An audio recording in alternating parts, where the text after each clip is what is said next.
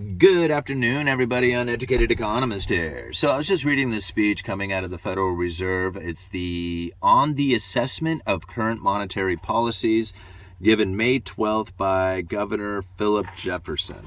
All right. So this speech is talking about the current monetary policy and how it is impacting the inflation scenario. Basically, we have inflation running extra hot, extra long for an extended period of time, and it was much more than what anybody had anticipated. And now you're finding articles about how the Federal Reserve has made a mistake, and if they continue to make a mistake, or however clueless they are, they're screwing everything up, right? Now, this is pretty common narrative out there. Everybody seems to think this. And I think a lot of people are thinking this because of how the inflation seems to be sticking around. Like, it isn't coming down like a lot of people thought the transitory inflation would be. Now, what I find interesting about this is that if you go and you look at just about anything out there, lumber, oil, all the commodities, just about everything out there is not at its all-time high. Sure, there's a lot of stuff that's way up there. Gold, for example, is just close to its all-time high. It's not at its all-time high, but it's way up there. Home builders, right? Home builder stock is at its all-time high. There are a few things that are achieving their all-time highs, but it's not like everything in the economy is at its all-time high now. And what I understand about the supply side of things and working retail job is that when you have produced a lot of items with higher energy cost, higher labor cost, higher transportation cost, then guess what? The item is going to be costing more, right? Doesn't really matter what the demand is. How much input cost goes into these products really determines how expensive they're going to be. Competition will bring those prices down to eventually get to the point where it's just like, we can't go any lower than this. This is where our input costs put us. This is it. This is as far as we're going to go. Now that we are experiencing less oil prices, right? The oil prices are coming down. Labor is not nearly as it's still hot, the wage growth is, but it's not nearly as hot as it was, right? So that's starting to ease up. Transportation is definitely coming down. My own personal experience with the transportation industry, as far as hauling freight. Now, I work a retail lumber yard, right? I work way out in the middle of the northwest corner of Oregon, and there is a lot of brokers out there who are looking for things to ship around the country, right? There's trucks available and then there's freight available, and they're trying to connect the two of them, right? This is what these brokers are doing. Prior to the pandemic, these guys would call me. I'd maybe get, 2 or 3 calls a week from these brokers looking to haul freight. They're just random people calling up random places that have stuff for sale or shipment, right? Lumber yards are a very common place. During the pandemic, when the trucking shortage kicked in, I hadn't heard anything from these guys for 2 years. There wasn't enough truckers out there, so they weren't looking for freight to haul. We were all looking for truckers to haul freight. Now, we're seeing the flip of that, right? Now there's plenty of trucks available, and the consuming that's happening out there really hasn't got a lot of demand for these truckers to start hauling stuff to the retail stores and to the warehouses and all that other stuff, because the consuming is coming down. So you think about the input cost of everything that's happening right now is going to start bringing that inflation down. That's why it's transitory. But a lot of people don't look at it that way. They just think about the money printer, and they think about interest rates, and they think about this other stuff, but they don't think about the reality of the situation when it comes to the actual business that has taken place. See, that's really where I get to see things firsthand. I was the first one to call out retail was dying on the vine. I did that months and months and months ago, before anybody else was calling it out. They were saying, oh no, you don't know anything because you're way off in the Pacific Northwest, and if you were here at the mall that I'm sitting at right now, you would see things are busy. I had people sending me emails with all these insults showing, look how packed this restaurant is, And I'm thinking to myself, okay, just give it some time. I work retail for a living. You'd think I would know, right? I'm pretty sensitive to this whole thing as far as being able to sense when it's happening, right? I know when the phone calls are coming in. I take just about every phone call from my store. I know who's on the other line. I know what they're looking for. And if I get a feeling that, things are starting to change, it's because I can sense it through the job that I'm working. I'm not waiting for data to come out. All right, I'm not waiting for that stuff. I'm going off of the experiences that I have right now. And so when I heard the Federal Reserve months ago say that they were going to, when they were expecting the inflation to be transitory, that they were going to get help from the supply side of things. And I said that wasn't going to work. I mean, the moment that they said it, I said that is bull. That isn't going to work. It's not going to bring inflation down if you're looking for help from the supply side. The supply side is not coming to help. And now in this speech, it says it straight up. Supply and demand imbalances in the goods sectors, hold on, in the goods sector seem to be resolving less quickly than expected. I wonder who said that. And why was that the case? Is because what they were anticipating is that there was shortages in the system. Right? All the inventory levels had fallen dramatically. And now when they started to raise interest rates, what they were saying is that we are going to hurt the consumer. We are telling the consumer, get out of here. We don't want you around. And so when you say that, then you go, oh, by the way, we want you suppliers to keep running business as usual. Does that make sense to you? I mean, it didn't make sense to me at the time, and I said that, no, that ain't going to work. There's nobody in the distribution network, the manufacturing, the suppliers, the retails, all that other stuff, they are not going to be excited about moving into higher interest rates, especially when you have the Federal Reserve saying, hey, we are going to hurt the consumer. That's why it's not working. Right? They were expecting supply and demand imbalance in goods sectors to come down, but it's resolving less quickly than expected. All right, moving on here. Talking about some of the, let's see, what's the next part? Oh, I highlighted some of this stuff. Let me just read it. It says, looking ahead, last quarter's growth in consumer spending seems unsustainable. Right, it's unstable too, but it's unsustainable. Indeed, after rising very steeply in January of 2023, consumer spending ticked down in February and was flat in March, right? Now, who was saying it months ago that retail was dying on the vine, right? That was me. Just because I could see it at my store. I mean, I know how many phone calls, how many people I'm ringing up. I mean, I know, I can sense it. And granted, yeah, I am a single store out here in the Pacific Northwest, but if I can sense the trend, I mean, I think I would be able to be accurately talking about that. Okay, moving on. Moreover, I expect slower consumer spending growth over the remainder of the year in response to tighter financial conditions, depressed consumer sentiment, and greater uncertainty and declines in overall household wealth and excess savings. So now what did I hear from that? I expect slower consumer spending over the remainder of the year. Right? There is no change to anything that they are going to do because they are expecting more pain for the rest of the year. Right? That's what, 6-7 months of pain coming, right? I mean, they're straight up saying it. Moreover, I expect slower consumer spending growth remainder of the year. Okay, in response to tight financial conditions, right? That's what we should expect, tight financial conditions, a depressed consumer, right? Depressed consumer sentiment, greater uncertainty that we were already expecting. This is coming from the Federal Reserve. This was stated 5 days ago, right? Okay, and declines in overall household wealth and excess savings. So guess what? They're expecting you to be broker here by the end of the year, right? Less money, and declines in overall household wealth and excess savings. Get ready, folks. The pain is coming. They're promising it to you. All right. Moving on here. Okay. Let's see. Nevertheless, it is reasonable to expect that in recent stress events will lead banks to tighten credit standards further. All right. So if you already are having a tough time getting a loan, they are going to make it even harder for you. Right? If you do not have high credit rating, you're going to have a difficult time getting a loan. Just listen to this. Nevertheless, it is reasonable to expect that recent stress events will lead banks to tighten credit standards further. All right, continuing on. Even though it is too early to tell, my view is these incremental credit restraints will have a mild retardant effect on economic growth because the recent bank failures were isolated and addressed swiftly by the aggressive macro and micro prudential policy actions. Now, I thought about that for just a second, right? Because that recent bank failures were isolated and addressed.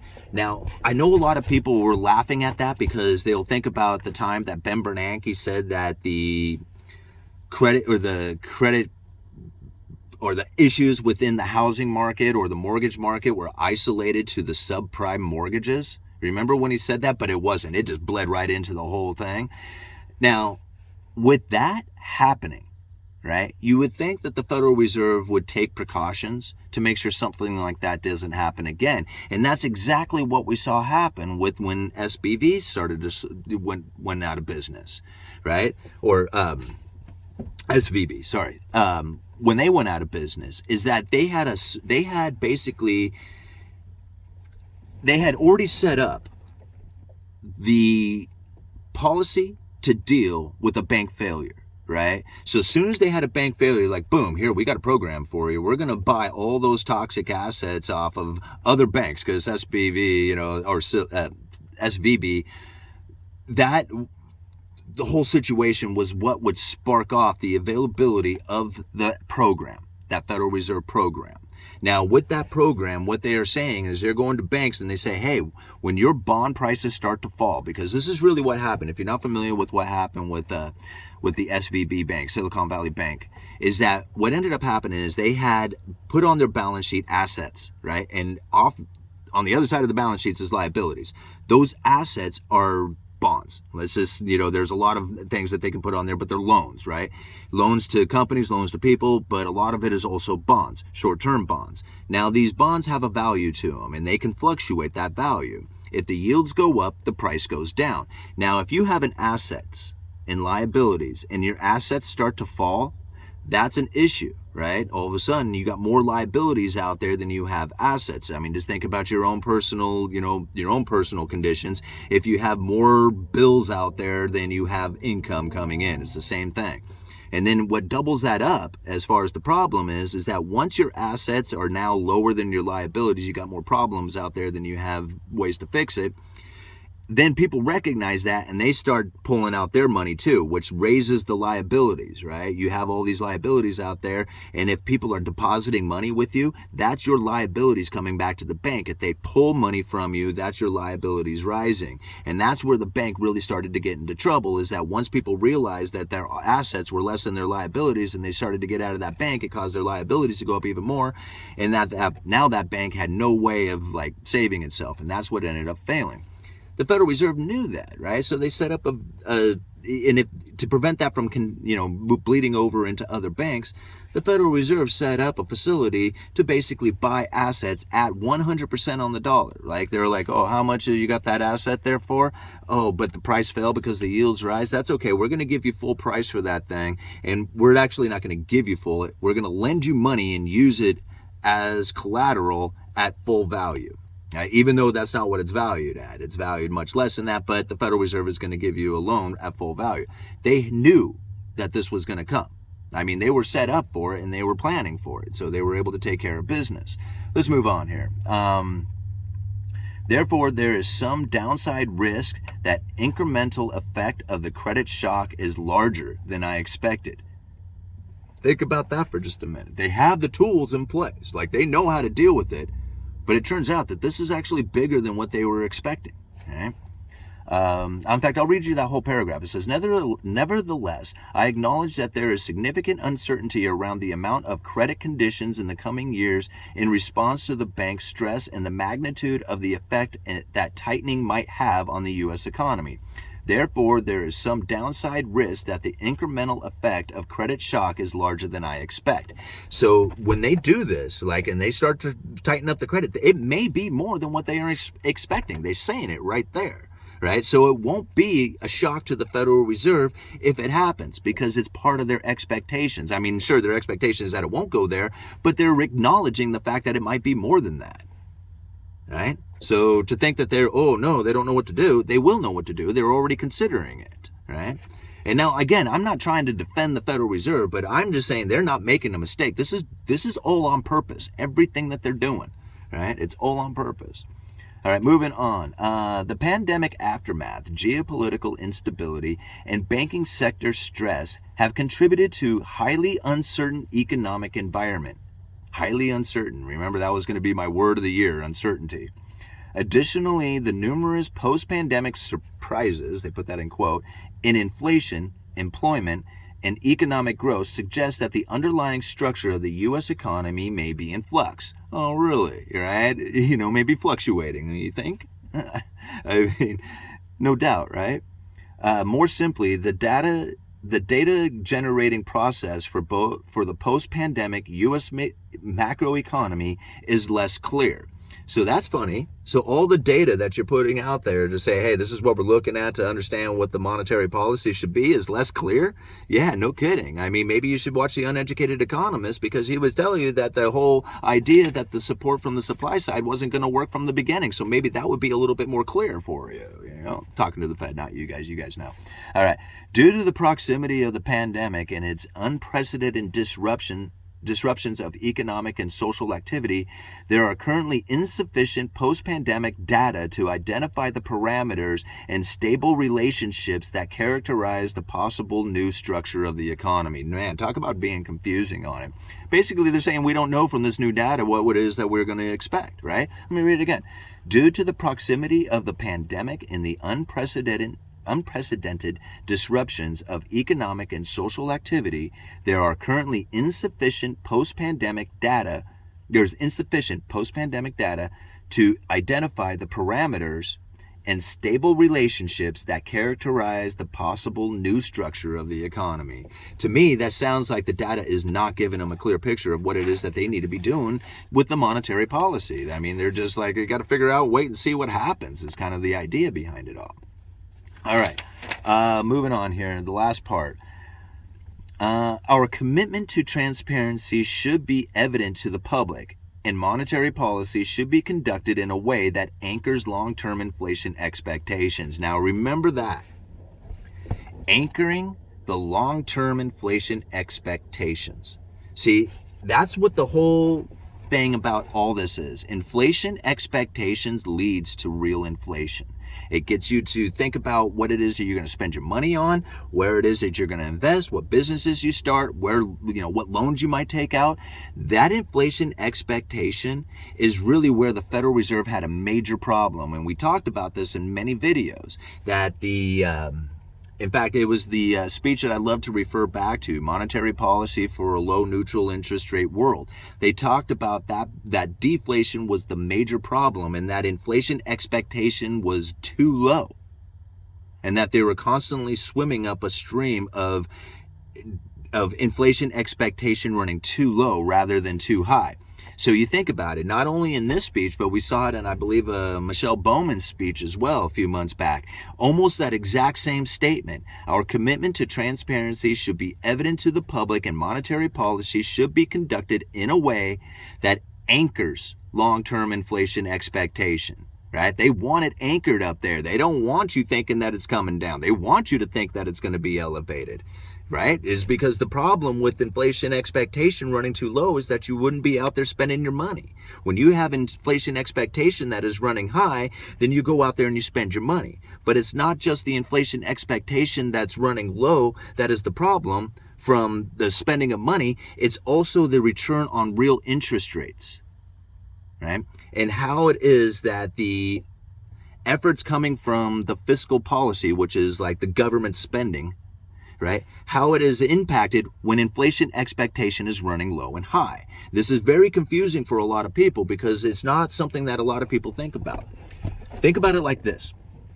When you have an investor who is expecting a 2% return, but inflation is running 1%, the real interest rate that the investor is going to get is 1%. If you if you lower the inflation expectation, you will raise the real interest rates. So the investor who is a 2% return and 2% interest on their return has a 0% inflation expectation, they get a 2% return. Now, if you raise that inflation expectation, what happens?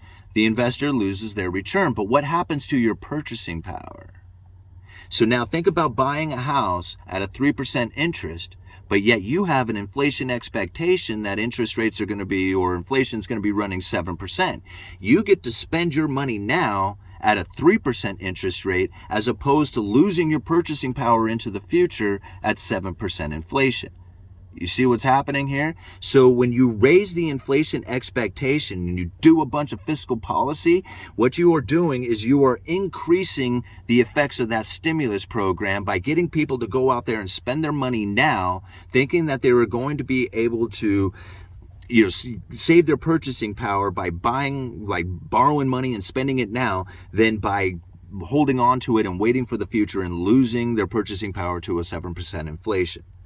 So this is something that a lot of people don't wrap their heads around. They think about inflation as just the how much you spend your money on, but they don't really think about it from an investment point of view, right? And what ends up happening to the investors, and what happens to, the idea of spending money now, or borrowing money and spending it now, as opposed to waiting for the future. You put all these things together and it starts making a lot more sense that if you raise the inflation expectation at the same time you shove a bunch of stimulus out there, you're going to get that stimulus to go out there into the markets, go out there into the economy and start spending it, because nobody's going to hold on to it waiting to lose it for a 7% inflation, waiting to lose the purchasing power with a 7% inflation. Did I say all that right? I think I got that right. Man, I've been taking these videos out there a little bit longer. I'm going to let it go at that. I think that's probably the bulk of that speech, of what I wanted to kind of get out of it, or what I took from it. When I see this stuff, and then I see, again, the article that I leave down in the description for you guys, where they're talking about how the Federal Reserve made a mistake. The only mistake that I see is by stating that they were expecting the supply side to come back, get the help from the supply side. That by far is the only mistake that I truly see them making. Everything else I think was very well coordinated and very well stated, and now has inflation expectations well anchored. Everything that they truly wanted. I mean, go and read. I'll go get that speech too. Monetary Policy for a Low Neutral Interest Rate World. It was given November of 2018. Read that speech and then think about some of the things that have happened here over the last, 3 years. It totally, all the problems that they were talking about inside of that speech have pretty much been resolved. And now they're just waiting for the supply side to fix the imbalances, right? To resolve that have been resolving less quickly. Well, they're hope that that's gonna change soon. That's the only policy mistake that I can really find. Everything else I think is absolutely right where they wanted it, coordinated to be this way. All right. Uneducated economist, you let me.